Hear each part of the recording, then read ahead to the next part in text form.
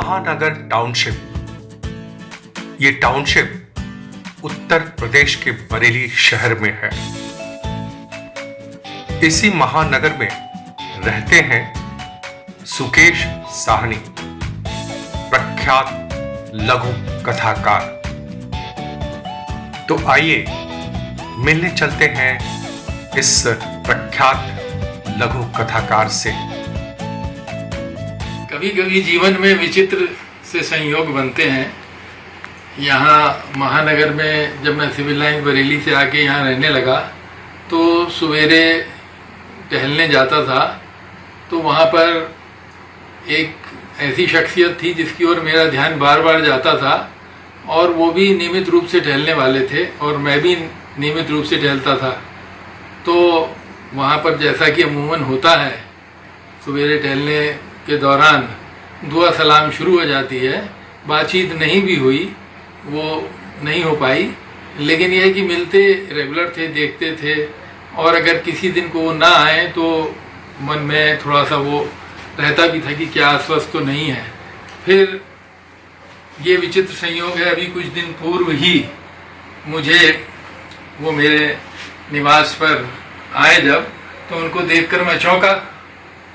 और तो हरिशंकर पांडे जी, तो मैं तो ज़्यादा उनके विषय में नहीं जानता था, नाम से भी परिचय नहीं था, लेकिन जब उन्होंने आगे संदर्भ दिया आदरणीय रविंद्रनाथ ओझा जी का, तो मैंने कहा अरे वो तो बहुत समय हो गया उनको स्वर्गवास हुए।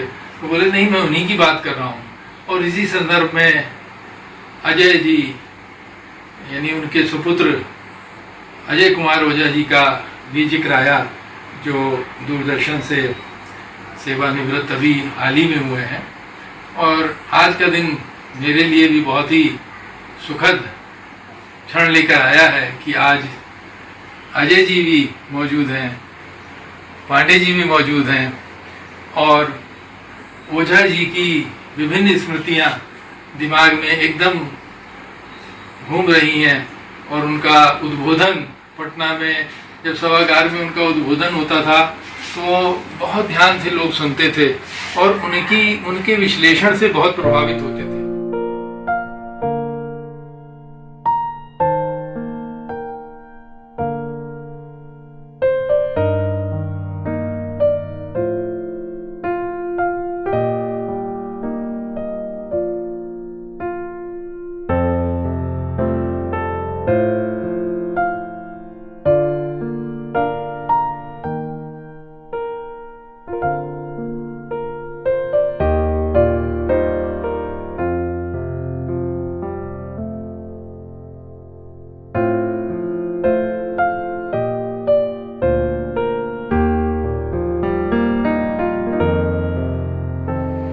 मुझे अच्छी तरह याद है, बरसों पहले जब मेरा पहला मौका था अखिल भारतीय लघुकथा सम्मेलन पटना जाने का, तो सतीश राज पुष्करना जी ने मेरा परिचय रविंद्रनाथ ओझा जी से कराया था।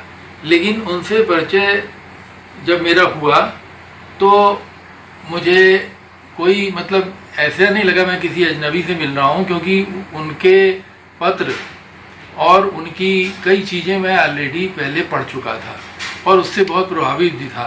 इवन राजेंद्र यादव जी तो ओझा जी को बहुत अच्छे से याद करते थे। कभी मैं बरेली से जाता था तो मुझसे वो ज़रूर पूछते थे कि भाई वो बरेली में एक शख्सियत थी उनके बारे में, और फिर ओझा जी की बात ज़रूर आती थी कि भाई पटना में आप जाते हैं तो ओझा जी मिलते होंगे। मैंने कहा जी बिल्कुल मिलते हैं, और वो लघुकथा पे काफ़ी कार्य भी कर रहे हैं और उससे हम लोग काफ़ी प्रभावित भी हैं। उनकी जो विश्लेषण शक्ति है, जो चीज़ों को विश्लेषित करते थे, वो बहुत अच्छे से करते थे।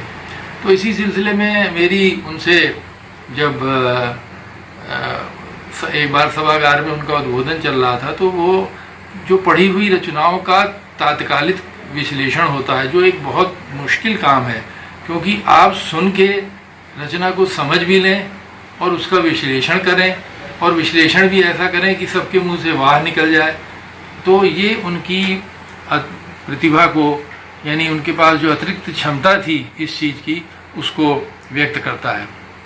तो फिर उसके बाद मेरा उनसे लगातार संपर्क बना रहा, पत्राचार भी शुरू हो गया। और उन्होंने एक बहुत पुष्करणा जी के संपादन में निकला था ग्रंथ कथादेश। तो कथादेश में उन्होंने एक श्रेष्ठ लघु कथाओं से गुजरते हुए का विश्लेषण किया। वो एक आलोचना के क्षेत्र में एक बिल्कुल नवीन काम था, अद्भुत काम था, क्योंकि उन्होंने पहले लघु कथा के विषय में बात की, फिर उसके बाद उन्होंने कुछ चुनिंदा रचनाओं का विश्लेषण किया।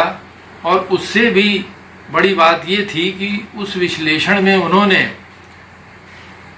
बिल्कुल निष्पक्ष होके और बेबाक होके, बिना संकोच किए, किसी की रचना अगर द्वयम कोटि की है तो द्वयम कोटि, उत्कृष्ट है तो उत्कृष्ट है, तो इस तरीके से उन्होंने बहुत बहुत अच्छा विश्लेषण किया। और उसको हम लोग लघुकथा.com हम 2020 से शुरू कर रहे हैं, और ये वेबसाइट विश्व की लघुकथा की पहली वेबसाइट है। तो उसमें हम लोगों ने तब भी इनके इस लेख को काफ़ी पहले दिया था, और आजकल हम उसको पाठकों की चूँकि जनरेशन बदल गई, 20-22 साल हो गए, तो कई ऐसे रचनाकार हैं जो अब नहीं हैं, और कई नई पीढ़ी आ रही है, उसको भी जानना चाहिए। तो हम लोगों ने उसको फिर दोबारा अभी सीरीज़ शुरू की है। इसी सिलसिले में एक रोचक बात और है बहुत, कि मेरी लघु कथाओं का अंग्रेजी अनुवाद डी शर्मा जी लखनऊ के एक विद्वान थे, उन्होंने किया था। तो ये चीज़ मेरे जहन में थी ओझा जी के बारे में, तो मुझे ये लगा कि इससे इसकी भूमिका के लिए रविन्द्रनाथ ओझा जी से बेहतर कोई व्यक्ति नहीं हो सकता। तो मैंने उनसे विनम्र निवेदन किया, एक पत्र भेजा, और उन्होंने उसका तुरंत ही रिप्लाई आया। वो पत्र मेरे पास आज भी सुरक्षित है, और उन्होंने उस कार्य को स्वीकार किया करने के लिए। और मुझे ये भी अच्छी तरह याद है कि उस कार्य को करते समय वो एक्जिमा वगैरह से बहुत परेशान रहे, तो उस कार्य में थोड़ा विलम्ब भी हुआ। तो उनके जो पत्र आते थे उसमें वही हमसे उम्र में भी बड़े थे, और एक उनकी अपनी भी पहचान थी, तो वो उन्होंने उसमें कभी कभी वो बड़ा अफसोस जताते थे कि कार्य में विलम्ब हो रहा है। खैर ये सब चीज़ें तो बहुत उसमें उनके व्यक्तित्व की में जुड़ी हुई थी। तो उन्होंने आइसबर्ग लघु कथा की भूमिका लिखी, जो बहुत सुंदर भूमिका लिखी, उन्होंने बहुत अच्छा विश्लेषण किया। और इत्तेफाक से वो पुस्तक जर्मनी में पहुंची जब एक पुस्तकालय में, तो वहाँ इंडोलॉजी के डायरेक्टर कोर्नाड मीजिंग के हाथ लगी। तो डॉक्टर कोर्नाड मीजिंग ने एक मेरी कहानी मैग्मा का जर्मन अनुवाद भी किया था, और उसके अलावा फिर उन्होंने इस आइसबर्ग की रचनाओं को जब पढ़ा और उसका विश्लेषण ओझा जी का पढ़ा, तो उस पर उन्होंने फिर मुझे खत लिखा कि भाई इनका मुझे अगर ईयर वाइज और पता चल जाए। तो उन्होंने ओझा जी के विश्लेषण का खास तौर से जिक्र किया, अनुवादक का तो जिक्र किया ही किया, विश्लेषण का बहुत अच्छा जिक्र किया। बोला कि इससे हमारे विद्यार्थियों को बहुत लाभ मिलेगा। तो इस तरीके से ओझा जी की भूमिका के साथ उनका मुझे आशीर्वाद मिला, और उसका फिर पेपरबैक संस्करण भी निकला और काफ़ी पसंद किया गया।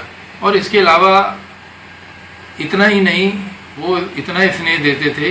हंस में मेरी जब भी कोई कहानी या लघु कथा छपी तो उनका मुझे तुरंत पत्र मिलता था, और उसमें वो उसका उल्लेख करते थे कि भाई इस रचना से मुझे आपकी ये चीज़ बहुत अच्छी लगी, और कहानियों के बारे में भी लगातार बात करते थे। तो मुझे उनसे आज बरसों बाद भी लघु कथा से जुड़े हुए लोग उनके विश्लेषण को कोट करते रहते हैं और उनसे प्रभावित हैं। उनके ललित निबंध वगैरह के बारे में तो हम लोग को जानकारी थी, लेकिन हम लोग चूँकि रुचि कथा कहानी में होने के कारण इस चीज़ पे हम लोगों ने उनसे ज़्यादा सहयोग दिया, और उन्होंने दिल खोल के सहयोग दिया। तो ये तो हुआ उनके व्यक्तित्व के बारे में। और इस तरह से जीवन में विचित्र संयोग होते हैं। और मेरे पास, बल्कि मैं अभी इधर देख रहा था तो कुछ पत्रों को अलग कर रहा था, एक पत्र संग्रह तैयार करने का काम था, तो उनके हाथ के लिखे बहुत सारे पत्र प्रेरणादायक मुझे मिले, जो आगामी किसी पत्र संग्रह में आएंगे।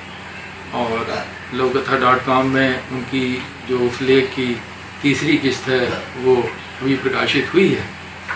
तो मुझे बहुत इस मामले में प्रसन्नता हो रही है कि उनके व्यक्तित्व को, उनके कृतित्व को में रुचि लेने वाले उनके पुत्र अजय कुमार ओझा जी से आज मेरी मुलाकात हो रही है।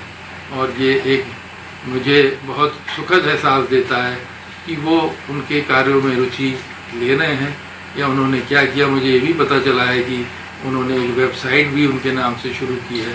तो मैं इसके लिए उनको बहुत बहुत बधाई और साधुवाद।